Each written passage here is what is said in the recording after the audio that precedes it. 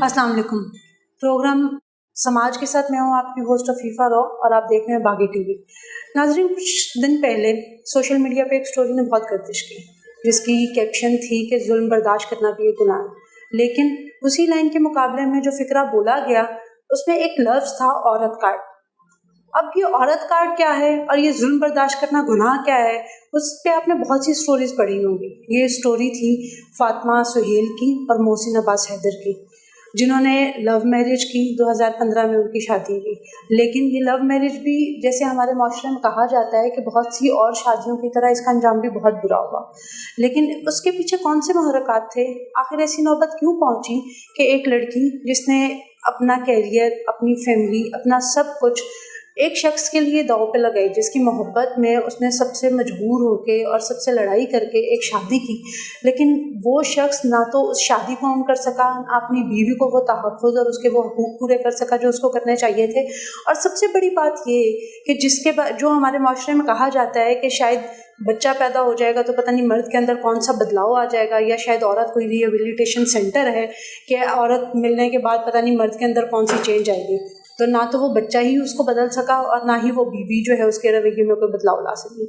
ये सारी सूरत हाल तो बहुत अफसोसनाक है, लेकिन बात यह है कि हमारे माशरे में ये कोई एक कहानी नहीं है। अगर हम इनके बारे में फैक्ट्स एंड फिगर्स चेक करना शुरू करें तो 2011 से लेकर 2017 तक कोई 51,000 से ज़्यादा ऐसे केसेस हैं जो सिर्फ औरत पर तशद्दुद के हवाले से हैं। 2018 के बारे में उन्होंने पेशन गोई ये की थी कि औरत के बारे में ये शायद कोई बहुत ज़्यादा गैर महफूज साल होगा।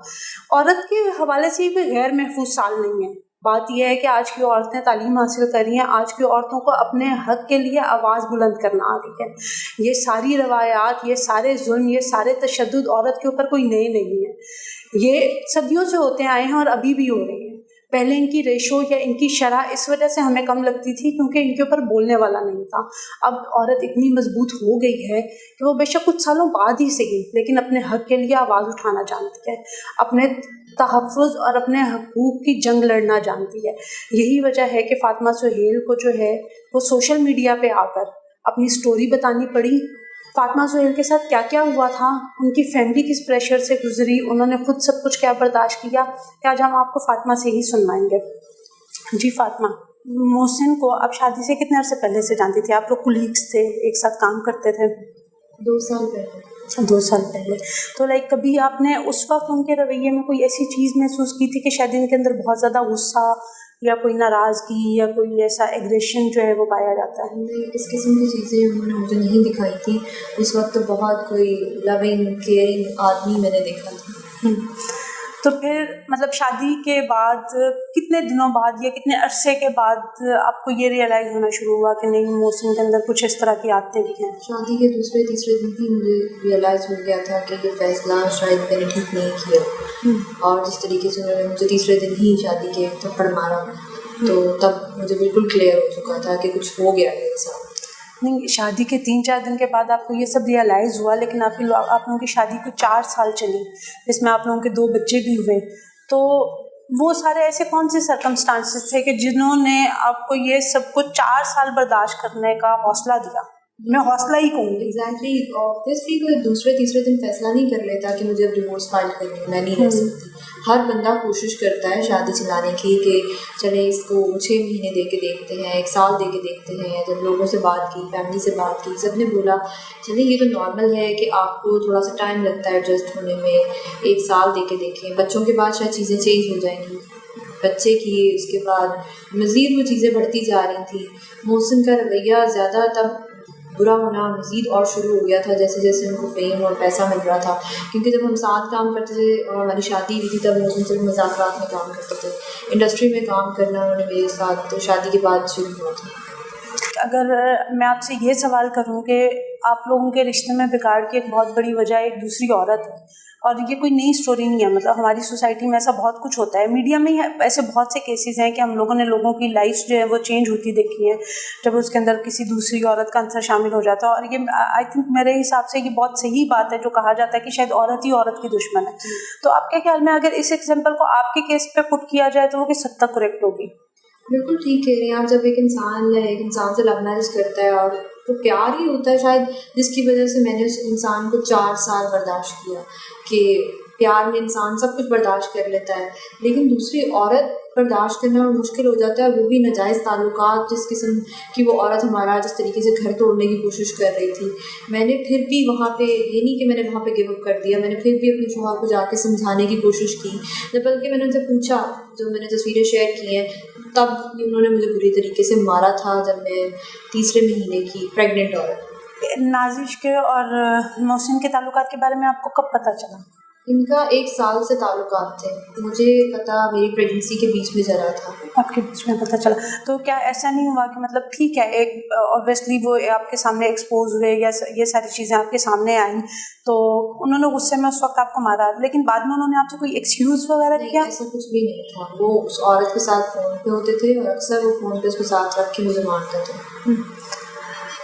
لائک چلیں اس جھگڑے میں ٹھیک ہے، لیکن کبھی ایسا ہوا کہ مطلب جیسے میاں بیوی کے درمیان میں روٹین میں کوئی جھگڑے ہوتے ہیں یا کچھ ایسا ہوتا ہے تو کبھی انہوں نے دوبارہ سے پیچ اپ کرنے کی یا آپ سے ایکسکیوز کرنے کی کوشش کی اور ان سب چیزوں کو بہتر کرنے کی؟ اس عورت کے بعد تو مزید چیزیں بگڑ چکی تھیں. مزید وہ آدمی میرے ساتھ جو اس طریقے سے بھی کر رہا تھا کہ مجھے مینٹلی ٹارچر بھی دینا اس کے ساتھ شروع کر دیا تھا، کیونکہ مجھے شروع سے دے رہے تھے، لیکن اس انسیڈنٹ نے، اس عورت نے مزید چیزیں بگاڑی ہیں میرے بیچ میں. لیکن اب تو ان کی اسٹیٹمنٹ کوئی اس طرح کی نظر آ رہی ہے کہ شاید وہ تو ان کے دوست کے علاوہ کچھ بھی نہیں ہے. وہ سارے ثبوت انسٹاگرام، سوشل میڈیا پہ ہر جگہ پڑے ہوئے ہیں کہ وہ ان کے کیا لگتے تھے، جو انہوں نے خود ہی اپنے پیج سے شیئر کیے ہیں، اور کچھ باقی میرے پاس بھی پڑے ہوئے ہیں، جہاں ضرورت ہوگی میں دوں گی. جیسے خود آپ نے بتایا کہ 3-4 دن کے بعد ہی آپ کو یہ ریئلائز ہونا شروع ہو گیا کہ آپ سے یہ غلط فیصلہ ہو گیا، تو آپ نے اپنی فیملی کو کب اس کانفیڈنس میں لیا کہ یہ سب کچھ اس طرح سے ہو گیا؟ شادی کے 4-5 ماہ بعد، 1 سال بعد ہی بلکہ میری فیملی کو ریئلائز ہو گیا تھا کہ یہ شادی نہیں چلے گی. یہ آدمی جس قسم کا ہے، جس طریقے سے مار رہا ہے، یہ اس کو مار دے گا. مجھے سب نے بولا آواز اٹھاؤ، تم تو میڈیا میں کام کرتی تھی، تم نہیں بولو گی تو باقی عورتیں کیسے بولیں گی، تمہیں کیا ہو گیا ہے، تم تو پہلے جیسی رہی نہیں ہو. آپ کو کیا لگتا ہے کہ اب آپ کو کس چیز نے اتنا حوصلہ دیا کہ آپ کے اندر یہ کری جائے اور آپ نے سب کچھ آپ کے بیٹے نے میری اولاد کو اس آدمی نے اون کرنے سے انکار کیا، جب انسان نے میری اولاد کے سامنے اس کی ماں کو برے طریقے سے مارا، اور جس طرح وہ میرا بچہ چیخ رہا تھا، رو رہا تھا، اور یہ آدمی چیزیں توڑ رہا تھا، وہ ڈرا ہوا سہما ہوا بچے کی شکل میں، ایک ماں بیسیکلی یہ ایک ماں نے ایک اسٹیپ لیا. لائک ایک ماں جو ہے یہ کہا جا سکتا ہے کہ ایک ماں ایک بیوی سے زیادہ حوصلہ مند ثابت ہوئی. جب میں وہاں پہ گئی تھی، میں یہی سوچ کے گئی تھی کہ نہیں، بچے کو باپ کا پیار دینا چاہیے. میرے ساتھ جو بھی اس کی ریلیشن شپ چیزیں خراب ہیں وہ ایک سائڈ پہ.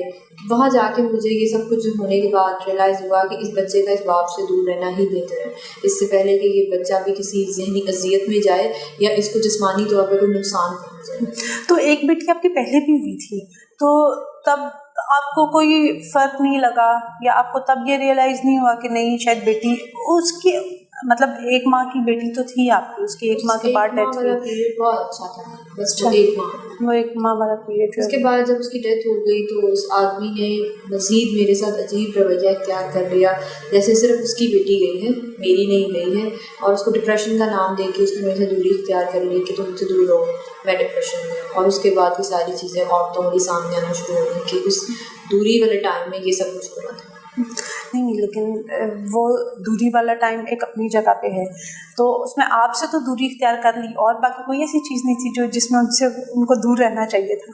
بالکل. جہاں پہ انہوں نے مجھے کافی لوگوں نے بولا کہ وہ آدمی تو اپنی ہر جگہ چیزیں شیئر کرتا تھا کہ مجھے میری اولاد کا دکھ ہے، مجھے میری اولاد کا ڈپریشن ہے، میری اولاد چلے گی.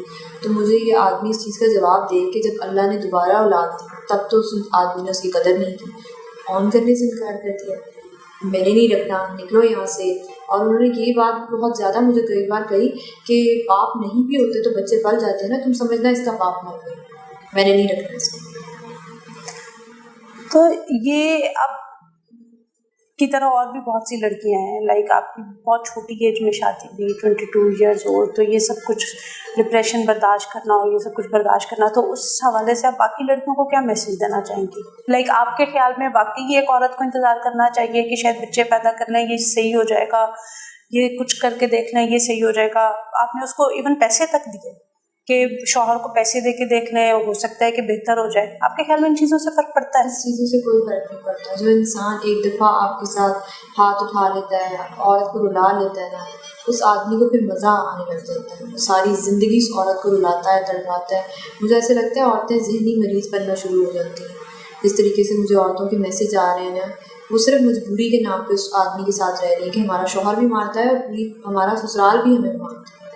तो आपके ससुराल का क्या रवैया था जब आपके साथ ये सब कुछ होता? ऑब्वियसली मतलब ये तो नहीं हो सकता कि वो इस बारे में लाइल हो। चलिए, एक इंसानियत ये भी होती है कि अगर आपको मारा जा रहा है तो वहाँ से कोई आदमी या औरत उठ के आगे उसको रोकते नहीं थे, खड़े होकर सब देख रहे होते थे। रोकना तो दूर की बात है, वो सारे वहाँ पे खड़े होकर देख रहे होते थे। किसी ने भी आगे आके कभी नहीं उस आदमी का हाथ पकड़ा था कि मत। लाइक आपके बारे में तो सब इस वक्त बहुत सोशल मीडिया पे भी और बाकी जगह पे भी, हो सकता है आपको इस क्वेश्चन का भी सामना करना पड़ा हो कि आपने बाहर आके, घर से बाहर आके ये बात क्यों कर दी? तो आपको कमरे से बाहर जब घर वालों के सामने मारते थे तो उसमें कुछ गलत नहीं था? वही बात मैं यहाँ पे करूँगी कि जब मैंने हर कोशिश कर ली, हर बंदे के पास चली गई, उनके घर वालों ने एंड पे तो मेरा फ़ोन उठाना छोड़ दिया था। और मोहसिन, लोगों ने ये भी कहा कि आप फैमिली बैठ के आपस में मसला सॉर्ट आउट करते। मेरी फैमिली भी बैठी थी बहुत देर पहले, लेकिन उसके बाद मोहसिन ने मेरी फैमिली को कुछ समझना ही छोड़ दिया था। वो ना मुझे मिलने देते थे, ना खुद मिलते थे। और उनकी शादी के टाइम पे भी कोई बदमज़गी हुई थी आपकी फैमिली के साथ? मेरी फैमिली ने बहुत कोशिश की है, लेकिन मोहसिन ने एंड पे आके जो हरकतें शुरू कर दी थी, उनकी फैमिली ने भी गिव अप कर दिया था कि ना समझाने से कोई फ़ायदा नहीं। वहाँ से इसीलिए शायद कोई नहीं समझाता था। जब मेरी नहीं सुनी गई, मैं एक ज़हनी मरीज़ बनती जा रही थी, जुल्म मेरे पे हुए जा रहा था। ठीक है, मैंने बोला कि ये जो तस्वीर मैंने शेयर की कि प्रेगनेंसी की थी, शायद बच्चा हो जाएगा तो चीज़ें ठीक हो जाएंगी। लेकिन जब उसने मुझे बच्चे के सामने में मारना शुरू किया तो इसका यही मतलब था कि अगले 5 साल 15 साल भी उसके साथ रहती ना, उस आदमी ने मेरे पे हाथ उठाने से बाज नहीं होना था। मैंने ये फ़ैसला एक दिन के अंदर किया। 4 साल मुझे सारे समझाते थे, मेरे दोस्त, मेरे लोग, मेरी फैमिली, तब मुझे समझ नहीं आया। लेकिन जब उस आदमी ने मेरी औलाद के सामने हरकतें करना शुरू की और जिस तरीके से उसने हमें घर से निकाला है, तब मैंने फ़ैसला किया कि अब बस, अब जुल्म जो है वो बर्दाश्त करना भी बना। जब आपका ये सारी स्टोरी जो है वो सोशल मीडिया पे आई, बहुत से लोगों के रिस्पॉन्सेज आने शुरू हो गए। उमैमा मलिक ने एक ट्वीट की जिसके अंदर उन्होंने अपनी एक स्टोरी बताने की कोशिश की कि किस तरह से उनके ऊपर ये जुल्म होता रहा और ये सारी चीज़ें उन्होंने बर्दाश्त की। तो उसके बाद मतलब हमारे जैसी मीडिया पे आने वाली ख़वातीन को या मीडिया कैरियर ओरिएंटेड ख़वातीन को जब ये कहा जाता है कि शायद हम लोग तो पता नहीं कोई आसमान से उतरी हुई चीज़ है और हम बहुत मजबूत हैं, शायद हमारी वजह से कोई गैर महफूज हो सकता है, हम नहीं हो सकते, तो इसके बारे में अब लेकिन उन्हीं की जब ये स्टोरी सामने आती हैं तो उसके बारे में आप क्या कहेंगी कि मतलब हमारे यहाँ औरत चाहे वो इंडिपेंडेंट है, वो हुमायमा मलिक एक इंडिपेंडेंट औरत रही। अगर उसके साथ ये सब कुछ होता आ रहा है, मैं मीडिया की लड़की होगी, मेरे साथ ही होता आ रहा है, तो जो गांव की आम औरत होती होगी उसके साथ क्या होता होगा। और अक्सर मैंने ये कहानियाँ सुनी है कि औरतें मर जाती हैं, उनको मार दिया जाता है, आदमी तशद्दुद करके औरत को मार देते हैं, बच्चे उनके बाद में उनको किस चीज़ की सज़ा मिलती है। क्या कभी आप पे इस हद तक टॉर्चर हुआ कि आपको लगे कि शायद आपकी ज़िंदगी सब ख़त्म हो जाएगी? जब वो आदमी ने 2-3 बार मेरा गला दबाने की कोशिश की थी। इस बार भी जब मैं घर गई तो उसने जिस तरीके से मुझे मार रहा था, वो तो एक अलग बात, जब उसने मेरा गला दबाने की कोशिश की और वो पिस्टल वाली सारी चीज़ें हुई, तब मुझे यकीन आ गया था कि आदमी मुझे मारते हैं। उस वक्त आपके भाई भी आपके साथ थे? तब मुझे यकीन आ चुका था कि इसने मुझे मार देना है और मेरा बच्चे को कौन दिखेगा बाद में, इसको तो तरस नहीं आ रहा। मैंने उस आदमी से रहम की भीख भी मांगी थी। मैंने अपना घर ठीक करने की इतनी कोशिश की थी कि मैं उसको हॉस्पिटल में लेटी मैसेजेस करती थी। मैंने कोई 300 मैसेज अपने पास रखा हुआ है, मुझे उसका एक जवाब नहीं आता था। तो अब आपने नेक्स्ट अपनी लाइफ के बारे में क्या सोचा है? मैं अब उस आदमी के साथ नहीं रहना चाहती। मैंने 4 साल बहुत मौके दिए हैं, मुझे आगे ज़िंदगी में जाके कभी भी इस किस्म का कोई अफसोस नहीं बचेगा। मैंने कुछ भी नहीं ऐसा छोड़ा कि मैंने कोशिश नहीं की, मैंने हर कोशिश की। वो आदमी अब मेरे बच्चे के लिए भी ठीक नहीं है, तो मुझे नहीं लगता कि ऐसे आदमी के साथ हम दोनों को रहना चाहिए। जी नाज़रीन, आपने फ़ातिमा की बातें सुनी, आपने फ़ातिमा के ऊपर जो चीज़ें बीती, बहुत सी आप पहले भी सुन चुके हैं और अब आपने इस प्रोग्राम में भी सुनी, लेकिन इस सारे सानिया के बारे में, इस सारे हादसे के बारे में फ़ातिमा की फैमिली क्या सोचती है, या फ़ातिमा के लॉयर जो है वो इस पर लीगली क्या एक्शन लेने वाले हैं और आगे उनका क्या लाएअमल होगा, वो भी आपको सुनवाते हैं। Until the next time, thank you, अल्लाह हाफ़िज़।